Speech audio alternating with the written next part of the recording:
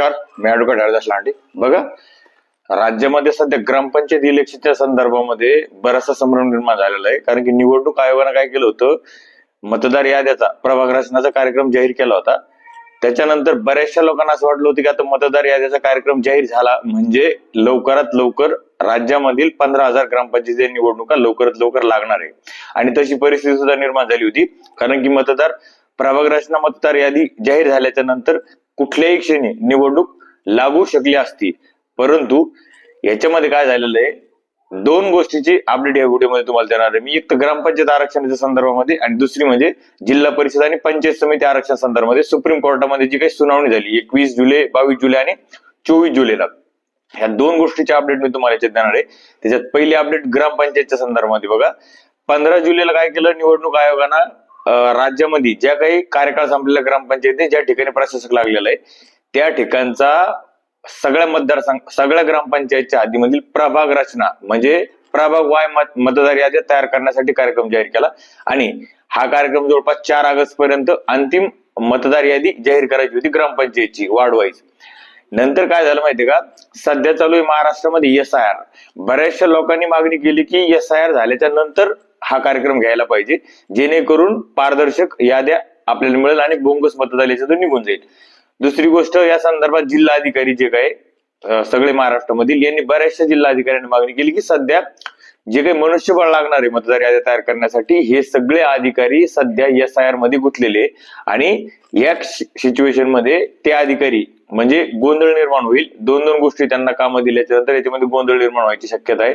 त्याच्यामुळं जिल्हाधिकारी यांचे विनंती, तसेच लोकांची मागणी आणि जे काही उपनिवडणूक आयुक्त होते त्यांनी सुद्धा या संदर्भात मागणी केली होती की हा जो काही निवडणुकीचा कार्यक्रम आहे SIR झाल्याच्या नंतर ज्या याद्या प्रसिद्ध होतील त्याच्यानुसार जाहीर करण्यात याव्या.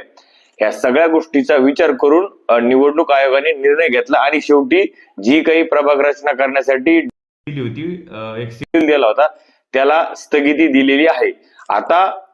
आता निवडणुका कधी लागू शकतात ग्रामपंचायतीच्या, तर याच्या अगोदर जर कार्यक्रम झाला असता 4 ऑगस्ट पर्यंत मतदार यादी जाहीर झाली असती तर निवडणूक लवकरात लवकर झाली असती. पण आता जोपर्यंत SIR होणार नाही, कारण की तसा आदेश निवडणूक आयोगाने दिलेला आहे 24 जुलै 2026 ला की जो काही 15 जुलैचा आपण कार्यक्रम जाहीर केला होता त्याला स्थगिती देऊन टाकलेली आहे. आता स्थगिती कधीपर्यंत आहे, कुठपर्यंत हे त्याच्यामध्ये दिलेलं आहे त्यांनी की बाबा जोपर्यंत SIR वगैरे ह्या गोष्टी कंप्लीट होत नाही आणि यादी येत नाही, म्हणजे थोडक्यामध्ये ग्रामपंचायतीचे इलेक्शन आता ऑक्टोबर नोव्हेंबर डिसेंबर याच्या आसपास जाण्याची शक्यता आहे. या सगळ्या गोष्टी कंप्लीट झाल्याच्या नंतर जेव्हा SIR ची अंतिम मतदार यादी प्रसिद्ध होईल त्याच्यानंतर हा कार्यक्रम जाहीर केला जाऊ शकतो. म्हणजे थोडक्यामध्ये सांगायचं तर जे राज्यामधल्या ज्या काही ग्रामपंचायत आहे त्यांचा कार्यकाळ ऑलरेडीच सध्या प्रशासक लागलेला आहे, ऑलरेडी संपून काही महिने झालेले. अशा परिस्थितीमध्ये अजून एक 6 महिने तरी निवडणुका लांबण्याची शक्यता आहे ग्रामपंचायतच्या. याच्यावरून असं दिसतंय, जेणेकरून निवडणूक आयोगाने असं तसा स्थगिती आदेश दिलेला आहे. हे झालं तर ग्रामपंचायतचं, म्हणजे ग्रामपंचायतची गोष्ट क्लिअर झाली की ग्रामपंचायतच्या निवडणुका ह्या जवळपास ऑक्टोबर डिसेंबरच्या आसपास जाण्याची शक्यता आहे. आता दुसरा विषय, सध्या राज्यामधल्या जे काही ओबीसीच्या आरक्षणामुळे सुप्रीम कोर्टामध्ये 20 जिल्हा परिषद आणि जवळपास 212च्या आसपास पंचायत समिती यांच्या निवडणुका झालेल्या नाहीये. ज्या ठिकाणी 50% वर आरक्षण गेलं होतं त्या ठिकाणी त्यांच्या निवडणुका झालेल्या नाही. ते प्रकरण सुप्रीम कोर्टात आहे. 21 जुलै 22 जुलैला अंतिम सुनावणी सुप्रीम कोर्टामध्ये या संदर्भात केली जाणार होती. मग 21 जुलैला काय झालं, 21 जुलैला सुनावणी झाली सुप्रीम कोर्टामध्ये. 21 जुलैला काय झालं, निवडणूक आयोगाला सुप्रीम कोर्टातील न्यायाधीशांनी स्पष्ट सांगितलं की आता आम्ही तुम्हाला निवडणूक घेण्यासाठी परवानगी देत आहोत, पण तुम्ही तुमचा एक टाइमलाईन शेड्यूल आम्हाला द्या की तुम्ही निवडणुका कशा पद्धतीने कंडक्ट करणार आहे, कशा पद्धतीने निवडणुका घेणार आहे, तुमच्याकडे मनुष्यबळ, ह्या सगळ्या गोष्टीचा आम्हाला एक चार्ट तयार करून तुम्ही सुप्रीम कोर्टामध्ये दाखल करा. 21 जुलैला असे डायरेक्शन दिले. म्हणजे 22 जुलैची सुनावणी जी होती अंतिम सुनावणी, 22 जुलैला सुनावणी झाली नाही.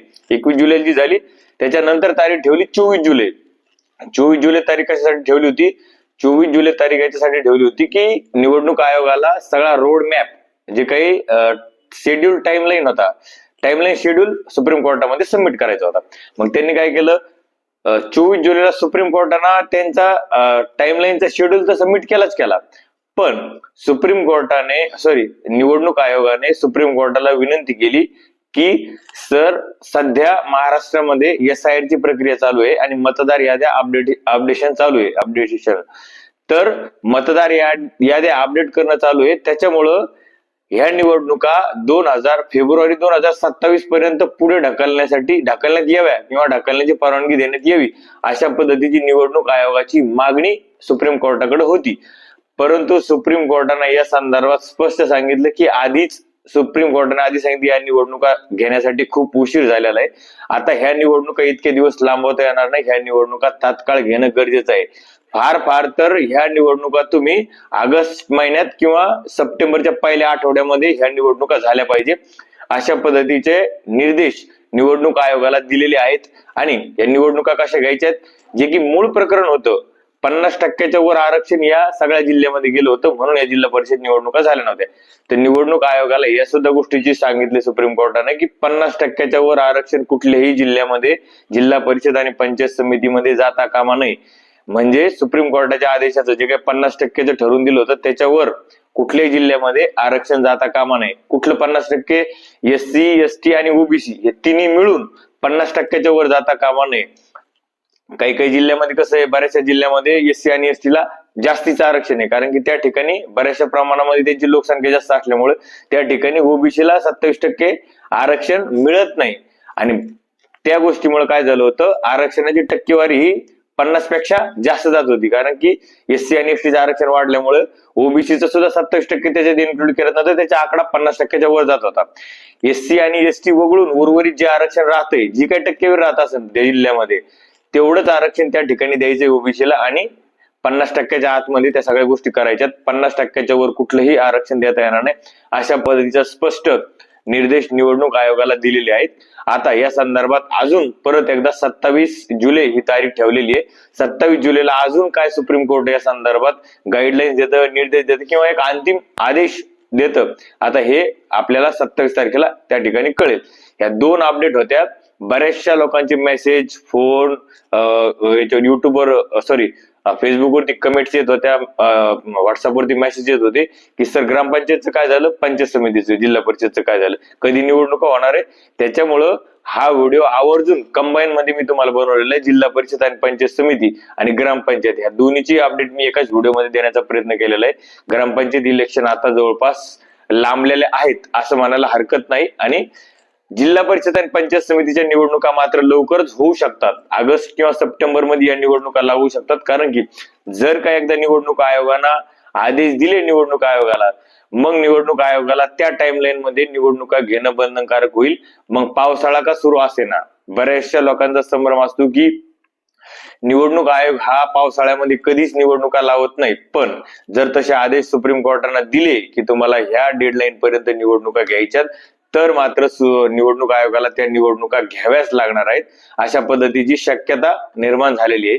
हीच अपडेट तुम्हाला या व्हिडिओच्या माध्यमातून द्यायची होती. बघा, तुम्ही नवीन असाल, अजून फेसबुकला फॉलो केलं नसेल तर फॉलो करा, आणि जर युट्यूबला सबस्क्राईब केलं नसेल तर सबस्क्राईब करा. धन्यवाद.